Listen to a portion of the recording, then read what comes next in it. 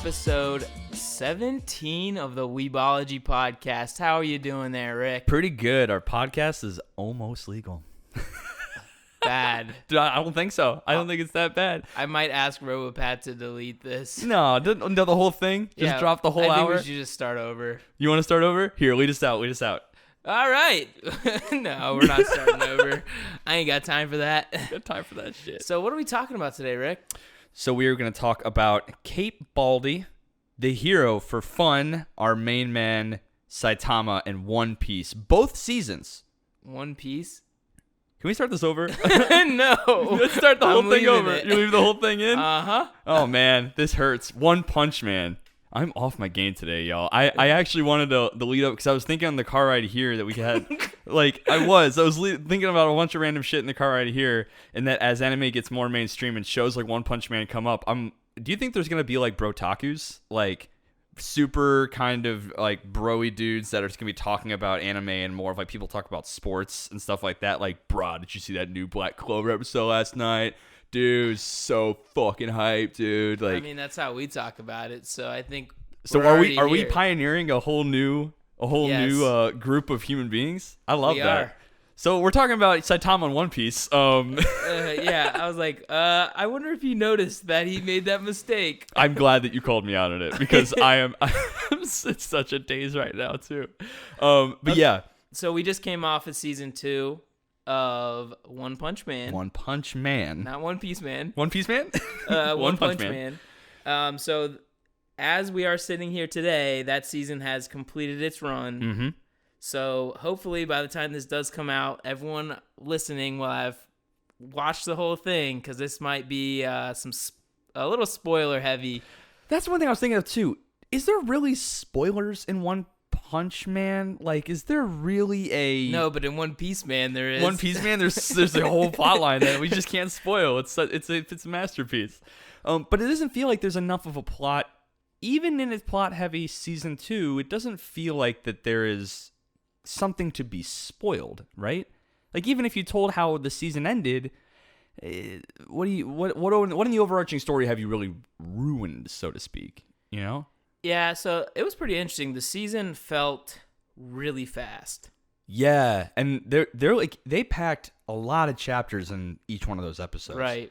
They had a lot of events to cover. I honestly was surprised they stopped as early in the entire Garo saga as they did, despite going so fast.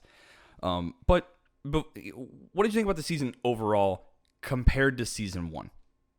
Sure. So I want to start off by basically memeing on all of you who thought season 2 was going to be bad.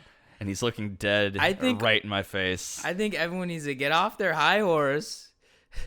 Get up off your high horse and watch some dang anime because that joke was good. It was really good. And to those of you in that camp, don't worry. You have kinship in me because I was squarely in that camp. I mean, coming off of season 1, there is no dispute. It's going down in history as one of the best action anime seasons of all time. And I think that alone gave it reach outside of the general anime community, even as high as something like Attack on Titan did season 1. Not quite, but it's in the same camp. But season 2, I gotta give it to my boy Ethan. He nailed it from literally day 1. The plot carried it heavily. Like, it was Y'all can't see me, but I'm wiggling my eyebrows right now because I just absolutely You might have to go to the hospital. Are you having a stroke? Do you smell burnt toast? Almonds? Oh, no. Oh, God. We learned about that. Yeah, so I just wanted to say, one big difference between season 1 and season 2 to me felt like pacing. Yeah. I don't know about you, but from what we just talked about, I think you probably felt the same way. Season 2 felt like a damn mad sprint. I think what that could be caused by was the season 1 felt very Monster of the Week. Each episode had a kind of isolated box of scaling stakes and then Saitama coming in and subverting any kind of payoff, just punching literally any kind of adversity out. Like, I kind of felt like it was more slice of life. Right. But he's a superhero. Right. And that's what I'm saying. So a slice of like kind of episodic, almost sitcom-y kind of thing, because that's what it is, like a Monster of the Week. The situation started escalated and resolved itself at the end of every episode. I think the only time it didn't was at the very end when there was the Boros invasion and the dark matter group invaded Earth. And that was the only time that you had a multi-episode situation that needed resolving. And I only think it was like 2 or 3 episodes. Exactly. So it's still that in that same kind of realm. Season 2 did not really feel this way. I felt like it was also a massive tone shift. How do you figure? So in season 1, like we're saying, it was like kind of a slower pace feeling. I think, you're learning about Saitama, right? Mm-hmm. And you're learning about all this, like, all the other heroes. Like, it's just a very, like, educational, slow-paced season. Okay. And the benefit that they had in season 2 was everybody gets it. Like, everybody knows what's going on, basically. So now all we got to do is, like, some dope-ass fights or introduce more of the, like, periphery characters. Right. I think one thing that is really interesting to me so far is season 1, Amai Mask shows up for 1 episode. And they kind of tout him as being, like, kind of a, I don't know, like a frenemy type deal. Yeah, he was very kind of off-putting. Yeah, it was like weird as hell. Towards Genos, and he's pretty bitter. I bet. It didn't really feel like he was bitter at Genos for getting S class right off the bat, because he's class A rank 1, right? He's the tippy top of A, but he's not S. To me, it seems like he's more like a Fubuki character where he's staying there on purpose to be like rank 1A. Yeah, because he has all that celebrity stuff on the side, right?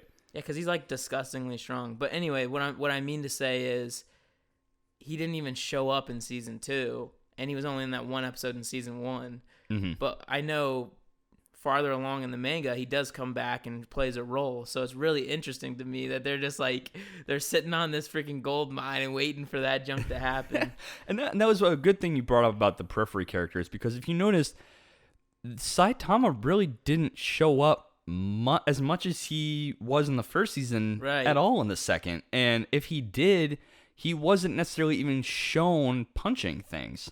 I think that the writers, or at least one who wrote it initially, understood that it's like you said, we get the gist. This man can punch things. He can punch things like a god. Like really hard. Really, really hard. And we already had a whole season of him doing that. Do you feel that they wore off, like the writer wore off on him because that was the case? The audience just got the gist at that point.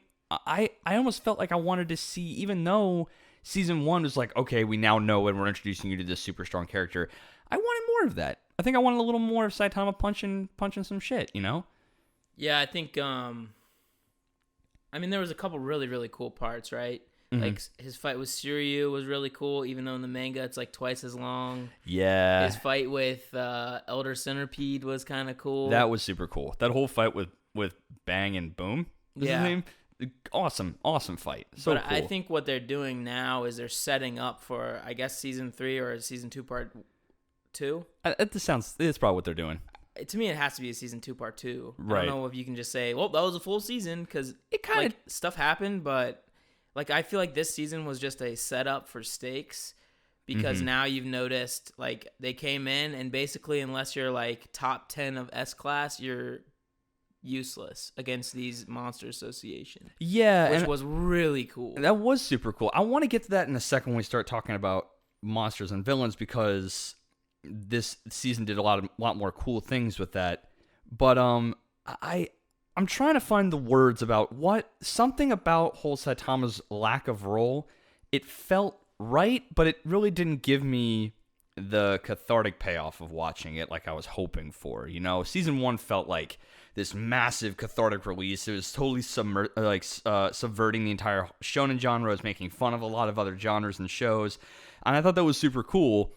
Do you feel that the addition of an overarching plot line like they started in season 2 kind of got away from the magic? Yeah, like I'm saying, it's a little bit of the tone. I think season 1 was just hilarious every episode. It was really funny. And you watched dub, right? Yeah. I rewatched it in dub about a month or 2 ago, and that dub is hysterical. Saitama's voice is just consecutive normal punches. Yeah. It's so apathetic. It was really, really good. I don't know, something But about there it. was some dumb, funny parts in season 2. Oh yeah, some of them were really funny, like him trying to beat King at anything video games. Yeah, that like, was funny. I think they really. So I'll just say, I think in season 2, the reason maybe you felt it wasn't as payoffy is now they had to build up Garo.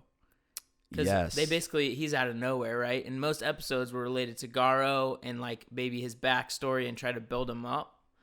Though I talked to Robopat yesterday, and he was saying he was really having a hard time with Garo as a character because it's like, really, well, it like, and I kind of agree with him here.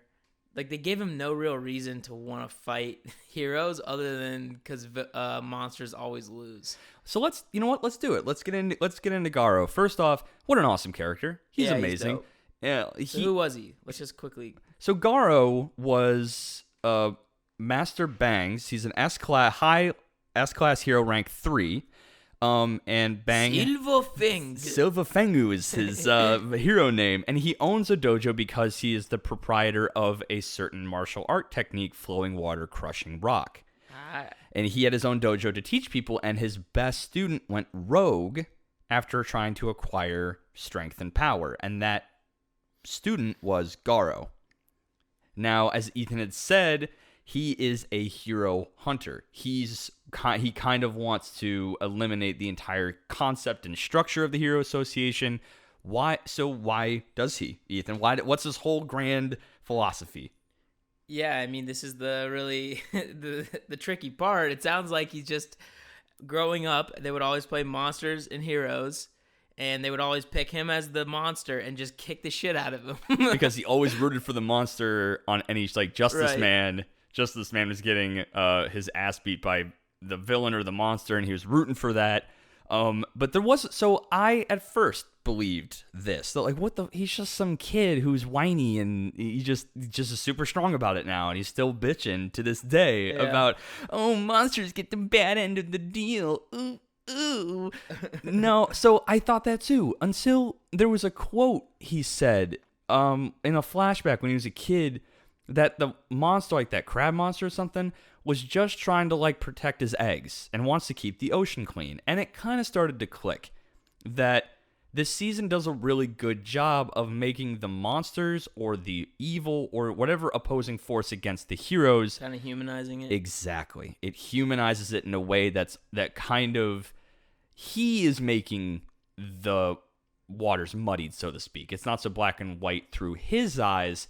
However, the Monsters Association is still pretty evil. Like, there is an undeniable, okay, you guys suck here. Yeah, and I'd say that's always a morally gray area, right? Like, obviously humans do a lot of bad things in the world. Oh, they kill a bunch of animals, whatever. Wait, what do you mean? I don't monsters, yada yada. I don't know what you mean. But we're perfect pinnacles of well, I mean, yeah, but we are the top of the food chain, right? And so anytime somebody attacks a human or kills a human, we instantly are like, kill him, So like, drop him, body him now.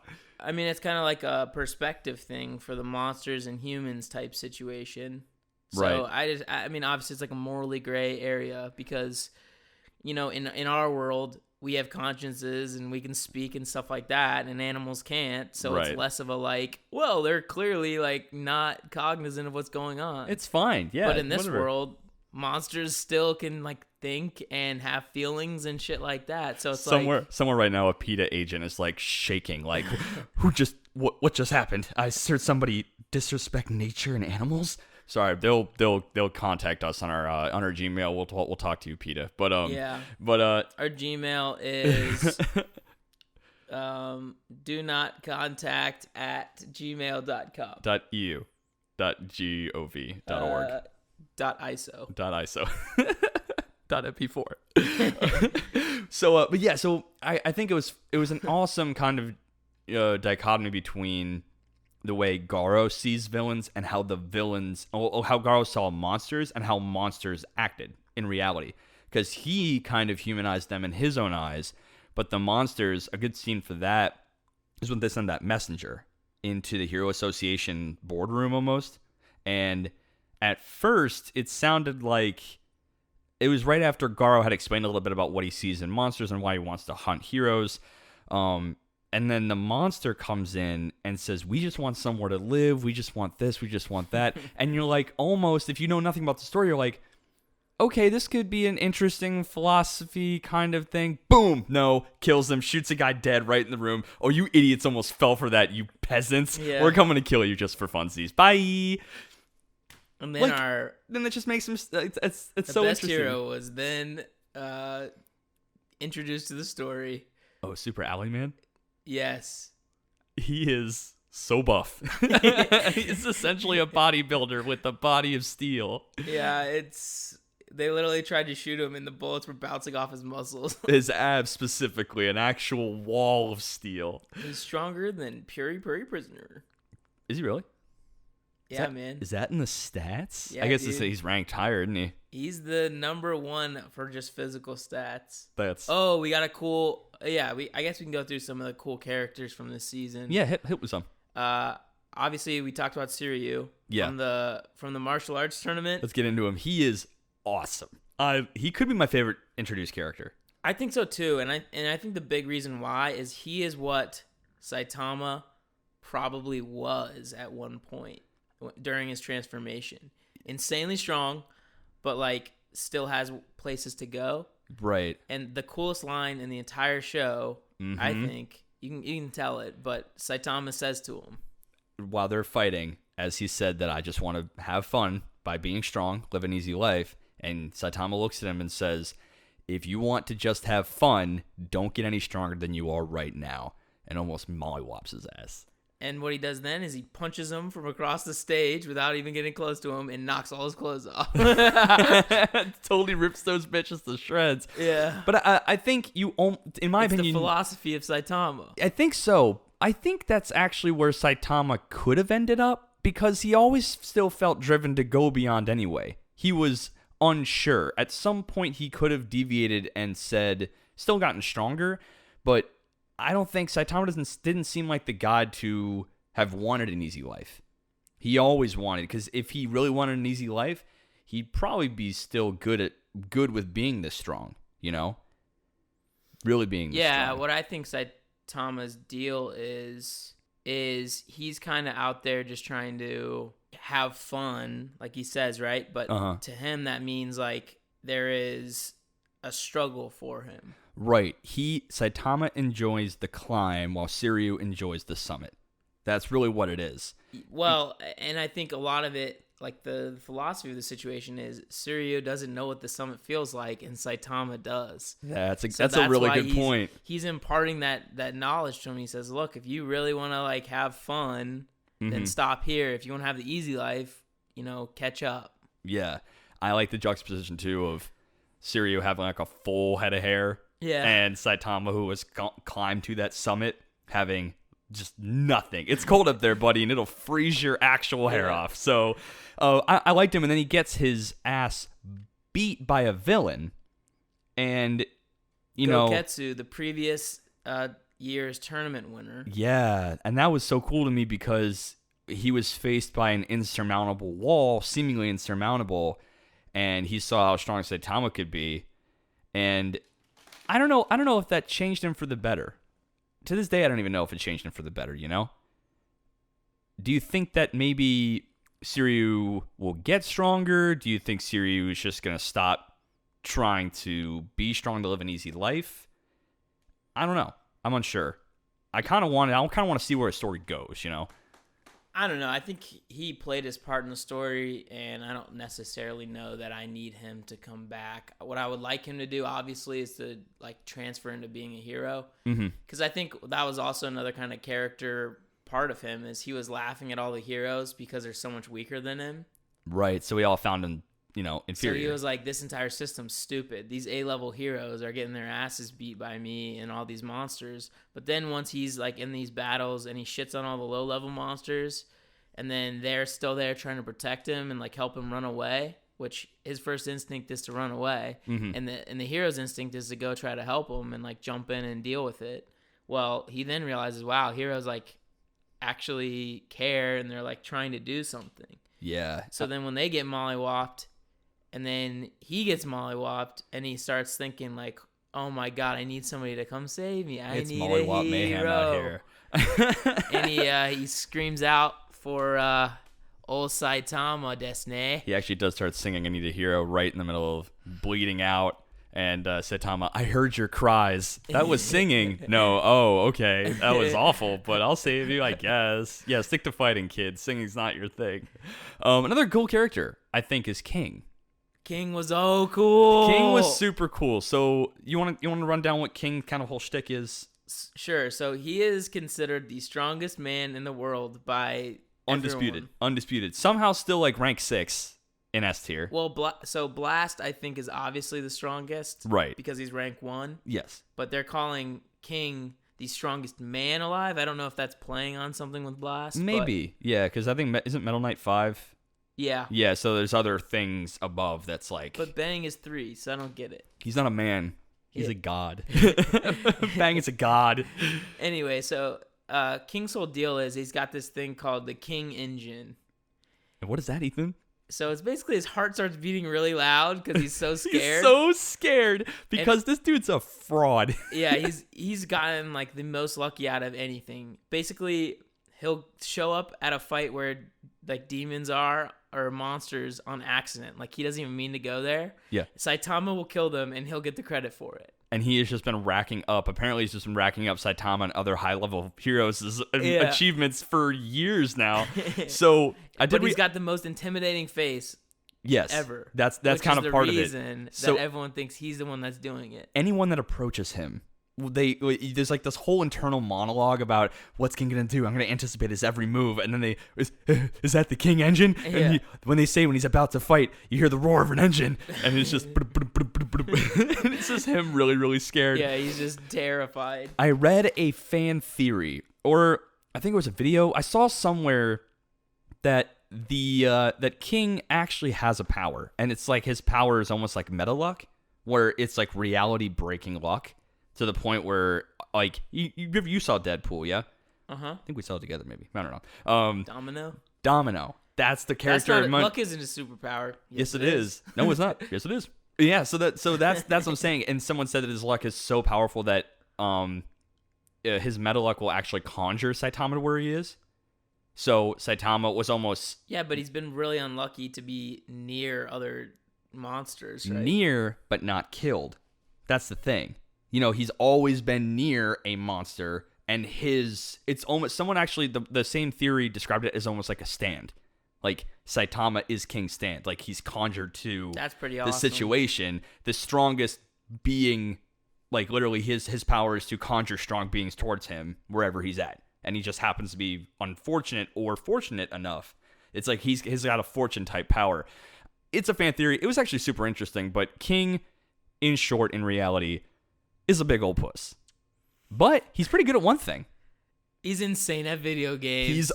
He's like god level, like best in the world at video games, and that's the only place Saitama in the season really gets some catharsis himself, is that King, at one point he says, come on man, just come on. I know you're stressing out about, should I be a hero anymore? Come on over to my place. Let's play some video games.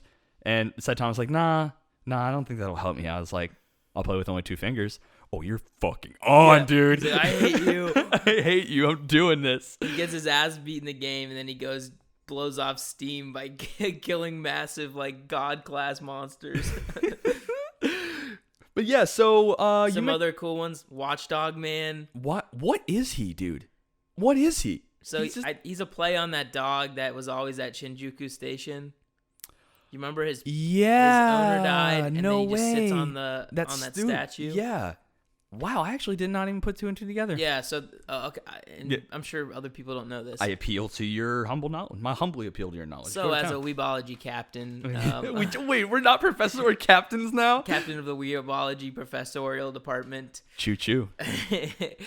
So there's this dog. I forget the name of it, but I think it was a Shiba Inu actually. Yeah. In Shinjuku Station, which is the most busy station in Tokyo, subway station. So he would always walk with his owner to the station every morning. His owner would go to train, go to work, and then come back, and his dog would still be there. Oh. Well, this owner dies, and the dog would still go every single day. to the station to like follow in the routine. Ethan, I did not sign that permission slip for this field trip. I didn't sign this. I can't go on this. This is giving me. I mean, but he got basically adopted by Tokyo. They made like all these shrines to him and stuff, and like everyone would bring him food and like hang out with the puppy all day. Did I say trip? I meant roller coaster. Oh, I'm gonna be sick from all these emotions. But that's super cool. Downs. Yeah, so there's actually statues to him there now at Shinjuku Station. So Watchdog Man is a play on that. Right. I can totally see that. That's super cool. Watchdog Man's whole thing is he's a guy in a dog costume. I don't get it. Yeah, but he's sitting on this like pedestal, mm-hmm. and he's just watching over this one city. He will never move from this city. So basically, I think it's like Q or W City. Yeah, it's like that. Yeah. Like it's that one. If there's ever a monster in that city, he'll like jump in and do something about it. But anywhere else, he doesn't care unless he's like really, really called in. And imagine the property value living in that particular city about how safe you are, because Watchdog Man is an absolute savage. He's an animal. He's an actual animal. There's a fight where him and Garo fight because he finds him in that city, and Garo just can't handle him. Right. So Garo goes to him because he knows where he's gonna be because he's always there. Easy and pickings. He's like, time to take out my second or third S-class hero. And he goes up and just gets absolutely annihilated by Watchdog. He's got like a B style, or not even a B style, like a dog style fighting on all fours. And every time that Garo tried to apply that martial art technique, he would just paw it down. Like he would just like be almost like he was doing shake. Yeah, shake. And Garo's just like, wow, I literally can't touch this guy. He's just pawing at every one of my hands like a casual slap. Yeah, he's like unbelievably fast, and his reflexes are unbelievable too.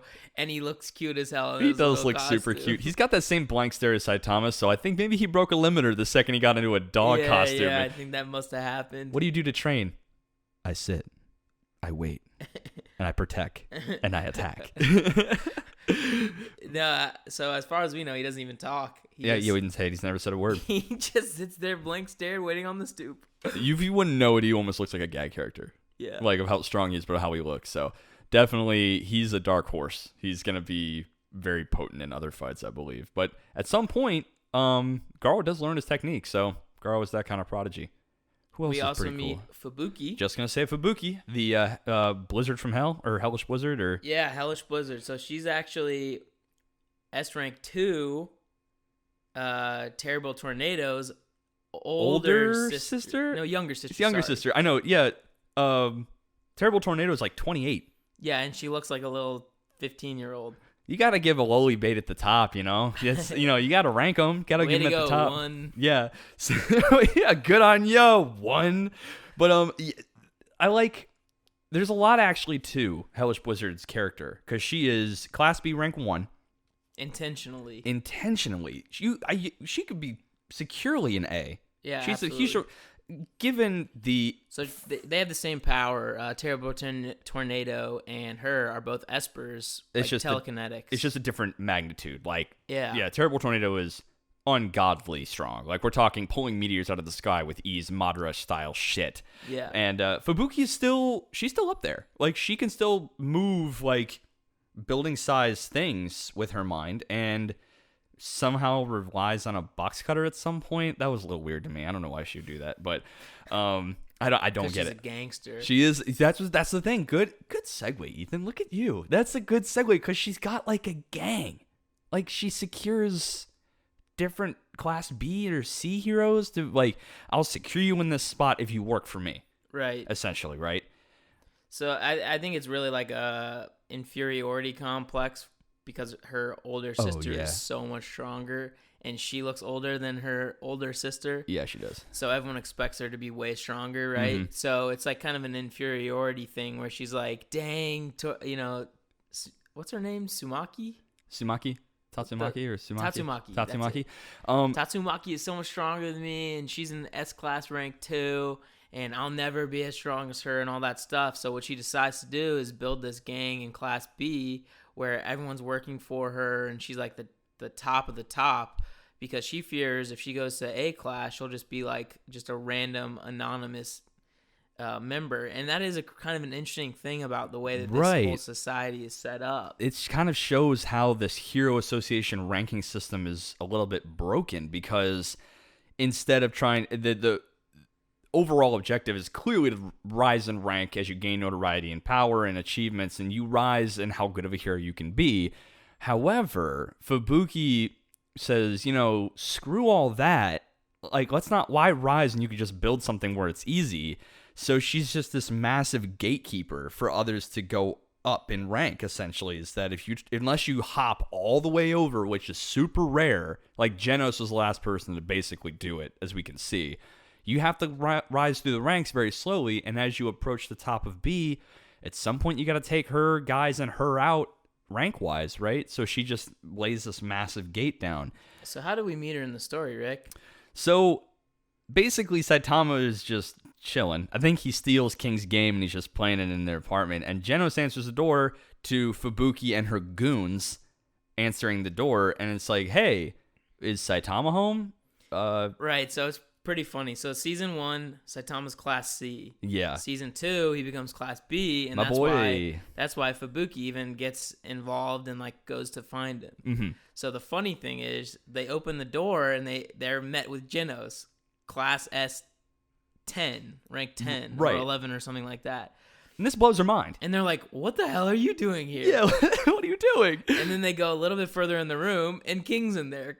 Class S, rank 6 or 8 or something like that. And they're like, what the heck What the hell are is going you on? doing here? And then it's Saitama, who the hell are you? Yeah, and then I think they both call Saitama master or something like that. And she's like, what? Yeah, I think King said friend, Genos said, I'm his disciple. Yeah. And then she's like, she has like a conniption. She can't even handle, like, Yeah. What is this? And it's funny how he didn't beat her with his rank or power, just with his association and totally shattering her world on what ranking is and Right. how it works.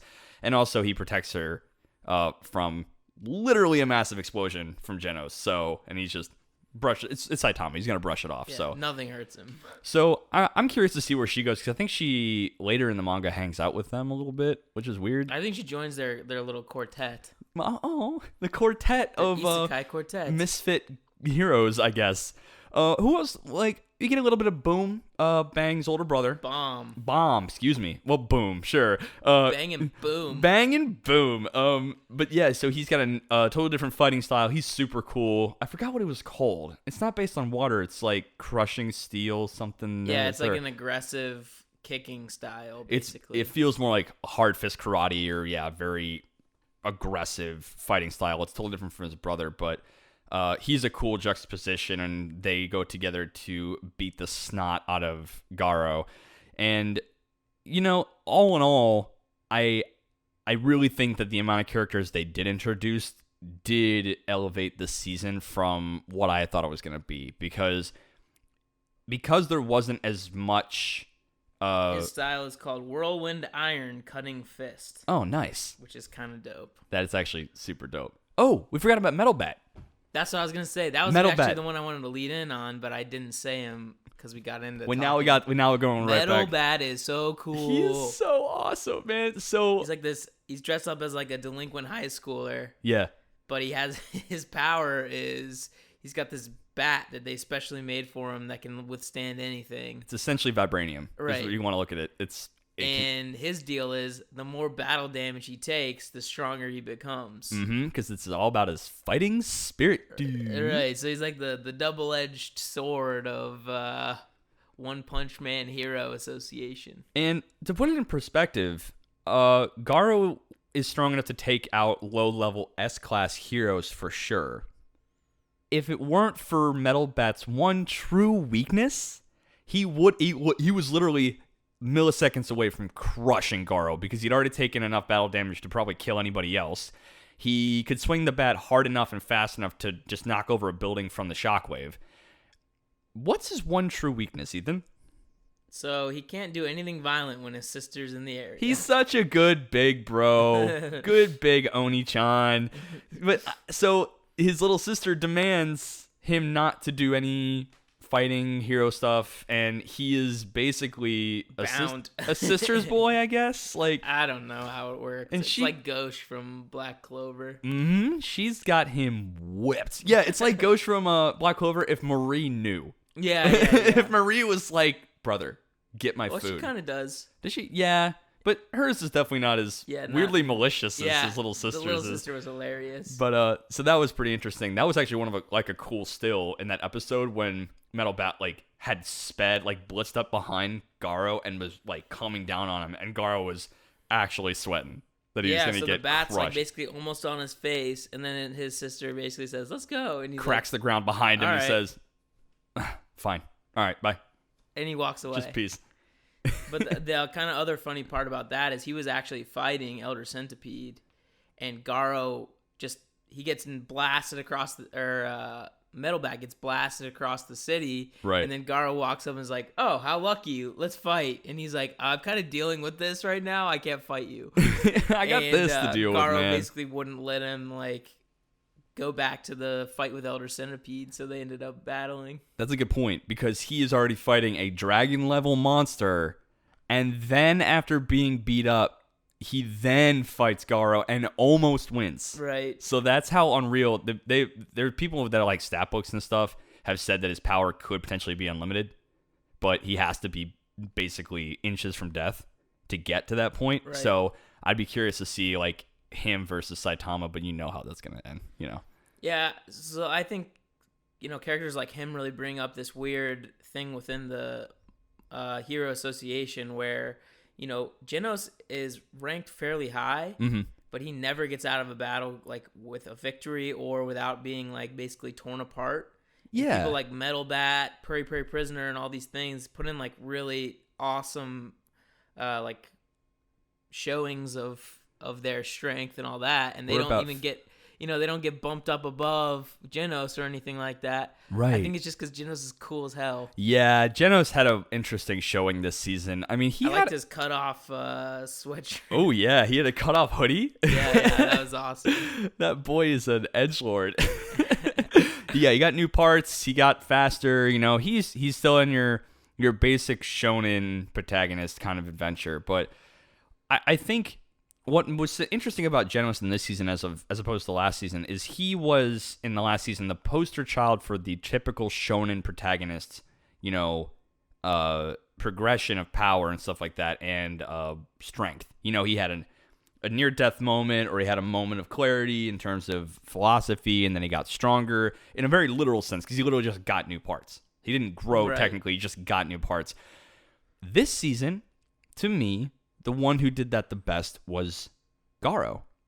Garo had the journey of your shonen protagonist, and why I think the highlight for me of this season was his journey into power. For sure. Because everything was identical to like Midoriya or Naruto in terms of how they do it mentally. Like, I'm going to believe in myself, I'm going to persevere, I'm going to push through with my will.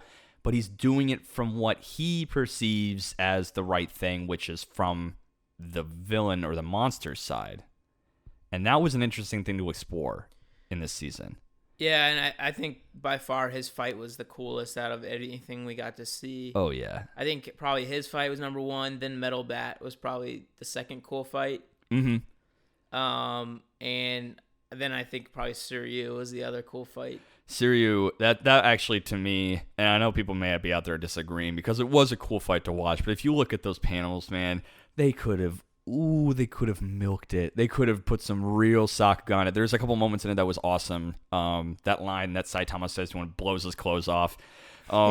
Yeah, I felt like they could have made that fight twice as long, and it would have exponentially had much better reception. It is probably positively received. It was a good fight, but I was really hoping, man, for some real milking with that animation.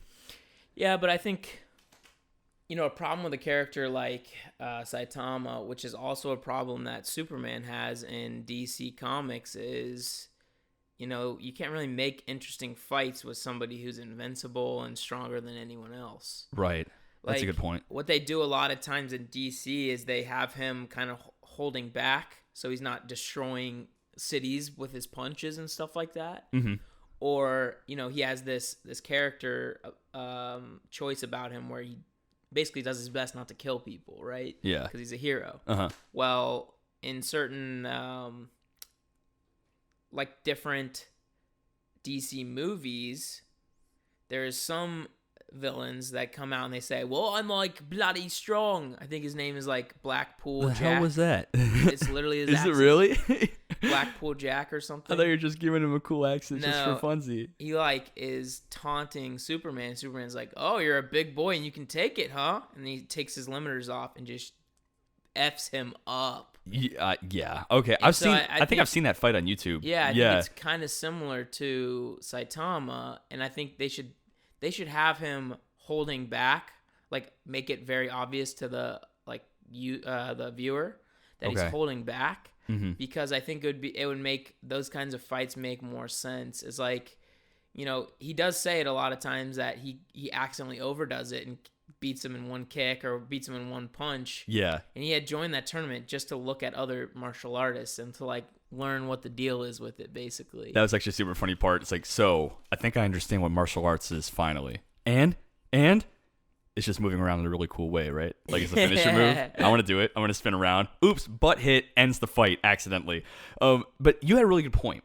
Is that they should make him seem like he's holding back some, but I like that because he is so strong, his holding back is already stronger than anybody else.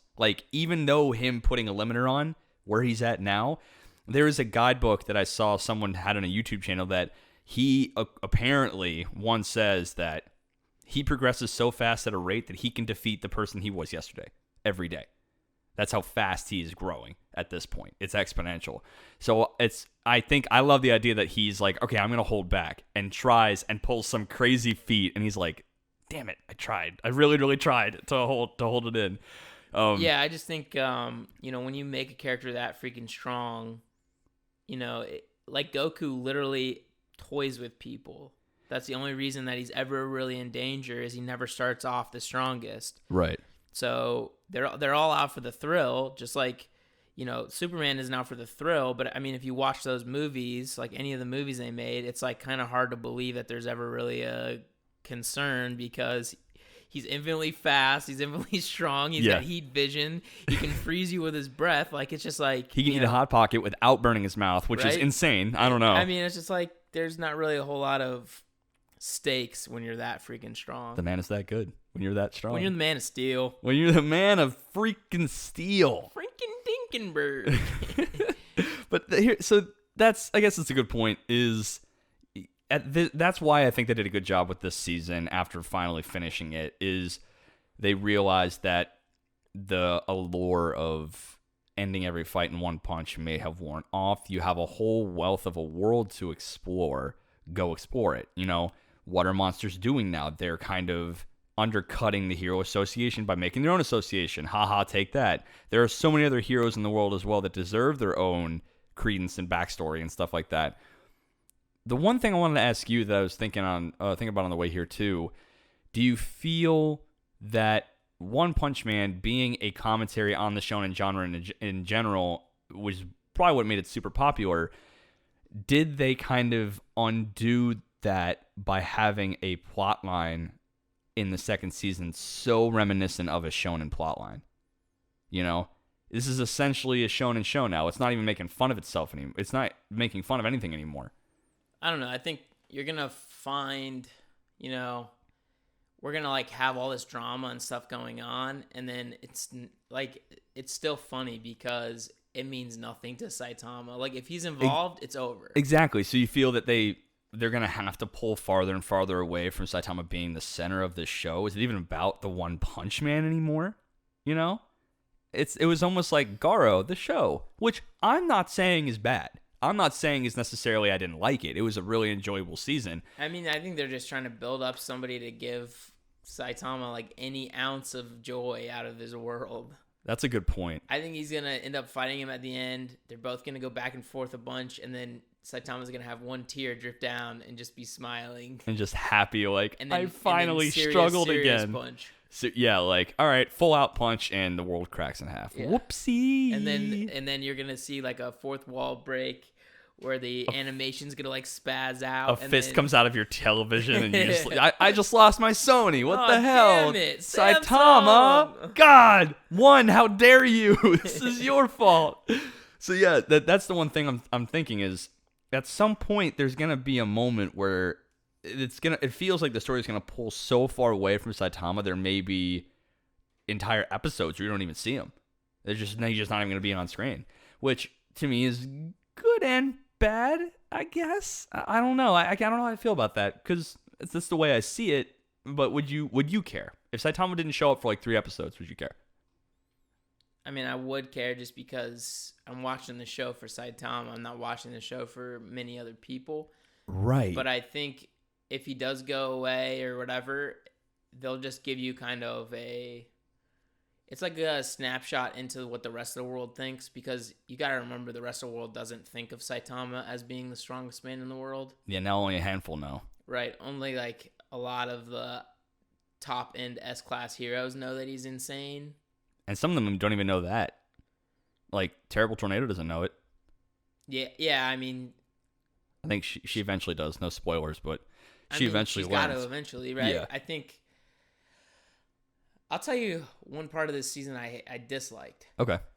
Do you remember when they're all the sword masters, they meet up? Oh yeah, that's kind of where they introduced the monster cells, right? Yeah, they introduced monster cells where basically if you eat these cells, you turn yourself into a monster.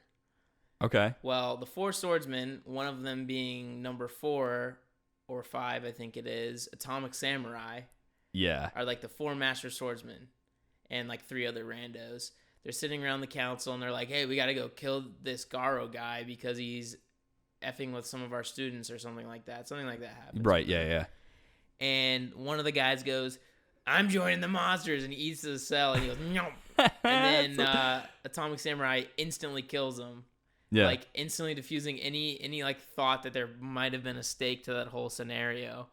And so like it was just like a weird thing. They were talking about how worried they were about it and all this stuff, and like I think that was I need your help, and then Atomic Samurai just instantly one-shots him. It's like there's no reason that you needed to get any help. I think the whole point, I think that whole entire scene was just to introduce the concept and the offering of the monster cells, and that's all that was meant to be there. Yeah, but they do that later at this tournament. Now I think you have a point. Yeah, there's just like why are we seeing this right now? But it was like an unnecessary ass 5 minutes, except for Atomic Samurai's cool. Atomic Samurai is cool. He is one of my faves. However, he's kind of an elitist. He's like, you can't even shake my hand to Saitama in season 1. You literally can't even shake my hand until you're like A rank. So, piss off. He's please. like Nabunga from Hunter x Hunter. They yeah. honestly have the exact same character. Honestly, the hair and the look and everything. And the little reed that they're both biting on. Wow. They're the same character. I got some questions for you, dude. It's the same character. It's the same character. Question answered. Yeah. Ask the Naruto. Same thing. So yeah. Final thoughts. Where were you hoping? Where do you hope that this show goes in like their season 2 part 2? I know you really haven't read any of the manga, right? Correct. I have. What are your thoughts? What do you think is going to happen? Because as of right now, again, this doesn't even feel like a spoiler saying out of my mouth. You know that Garo was on his way. He was invited to go to the Monsters Association because we like your work, kid. Your resume is pretty sweet. Why don't you come on in, step on into our office and see our manager? And Garo was like, no, fuck you, but thank you. Kindly, get out of my face. So yeah, I think. But they take him there because he's nearly beaten to death. So they take him to. He's on his way to the Monster HQ in Z City, where coincidentally Saitama is living as well, because no one else is strong enough to live there. Right. What do you hope this goes? As someone who's not read the manga. I don't know. I think at this point it's pretty much obvious they need to stop bringing anyone that's not A rank, level 5 or above to any of these fights with the monsters. Because it seems like they've somehow just catapulted way, way, way above. And so we see throughout out this season, a lot of the lower than A rank 5 are getting their shit just completely rocked. That's a good point. So, and honestly, they showed a lot of characters this season, and so like I'm actually good not seeing too many more of those guys below A5. But yeah. like I think there's still a lot of S-Class heroes we have not met. True. And Who's your it's cutoff? Is Machine Gun Gatling or Death Gatling or whatever his name is? Yeah. He's like your cutoff? Probably. That's it? Anyone lower than him get out of my world? I could buy that. I mean, honestly, maybe even anyone below a My Mask because the rest of them can't beat anyone. Like it's insane that the power scale between A and S is unreal. Well, yeah, that's just. I think that was a good way that they handled that because while it did kind of obsolete everyone underneath A1 except maybe Fubuki, I think honestly it just shows what happens when these monsters got organized. The same way when the heroes did. Right. Yeah. Even B class. Class Bs were doing some stuff in season 1, like they were finishing monsters off, but now that they're organized, I don't know. It ain't happening anymore. So yeah, I mean, I really want to see a lot more of the S-Class guys because I know even the ones that we saw in season 1, like Puri Prisoner, do get really strong and like they learn new abilities and stuff like that. And I think what's cool about like Saitama as a character is he's going to be a driving force for these guys who think they're crazy strong to get stronger and like to continue getting bigger and better. It's got a very Asta kind of thing to it, right? Super does. Yeah, so everyone around Asta and the Black Bulls are very they're very pushed to be stronger by his presence, and Saitama's almost lack thereof, like his instant show up and leave, is kind of driving their like perception of what is strong. Right. They just got knocked down more than the several pegs, But I love this season. What about you, man? It was fun. It was a fun season. It was a fun season. And like I said, you get the kickbacks today, dude. You got those kickbacks. You were right from day one. I will accept reviews on our podcast as kickbacks, as payments. You've won the kickbacks for today because you honestly nailed it from the beginning. That someone who likes animation, it's like coming off of your first hit, like of a high or something crazy, because season 1 was just such a whirlwind. It was insane. But then season 2, despite being good and also a step back at the same time, you're not there for that anymore. You're now there for an overarching plot. You're there for new characters. You're there for a little bit of world building. While it may have lost a little bit of that new magic that, I've never seen anything like this before in anime. In season 2, the plot carried it without a doubt, and it will definitely make me coming back for season 2 part 2 or season 3, because I'll definitely put the time however in. they play it. However they play it, Let's just, I want a little consistency. I don't even care that it was a step down from whatever studio did it before, Madhouse, to JC staff. They did a good job. Just don't change studios again. I don't want an aesthetic change again. And Bones is back. Bones is back, baby. Ooh, what are they doing this fall season? Weren't we looking at something that we're just doing? Oh, My Hero Academia. Yeah. Duh. My Hero 4. Ooh, so excited about that. Yeah, guys, so thank you so much for listening. We're on Apple Podcasts, Google Podcasts, Spotify, and Stitcher, clearly. And a lot of other ones. Also, go ahead and check out our new Instagram page. It is popping with good memes. We're going to post stories about us recording, just content every so often. We're also going to be doing a weekly sneak peek of the episode coming out, I think we decided. Right. And you can go basically catch a little bit of our new visual style that we'll be doing. We're going to be up in our visual game, so to speak. Definitely. We've been working on thumbnails for our YouTube channel, too. If you want to go take a gander, a lot of those will be kind of just another version of the podcast, but also some endemic videos as well. Are you hinting at new content, Ethan? New content. I'm literally shaking with excitement. And Goyos. Goyos. Yeah, Ethan gets all the kickbacks today. Those thumbnails are super cool. But yeah, thank you for listening to us. Please give us 5 stars on Apple. On Yapple, and write us a review. On Yapple. And we'll talk about it on the podcast. Yeah, the more reviews you get, if we get enough reviews, we're going to start maybe doing some user input episodes, which should be super fun. Answer some of your questions. So if you have a question we want to talk about, we will read up, study up, and give you a lecture on the topic you want. Right. So, anything else? Nothing else? No, I think I'm good. Well, I'm Ricky. And I'm Ethan. And this has been Weebology. Deuces. Arigato, my dude. Sayonara, you mean. Bye. Oh, never mind.